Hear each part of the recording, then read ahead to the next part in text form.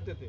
ये थाना जनकपुरी पुलिस ने एक गुडवर्क किया है। इसमें एक सातिर वाहन चोर पकड़ा है, जिसके कब्जे से चोरी की कुल 8 मोटरसाइकिलें बरामद हुई है। ज़्यादातर मोटरसाइकिलें स्प्लेंडर मोटरसाइकिल है।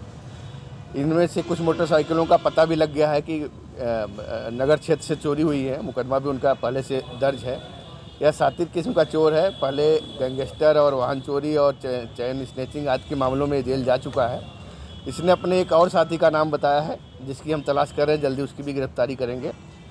और इसका जो मोटरसाइकिलों का चोरी करने का काम था, ये इसको पहले देहात से कुछ ग्राहक मिल जाते थे, उन्हीं के डिमांड पे चोरी करके उनको 25 से 30 हज़ार रुपये में बेच देता था।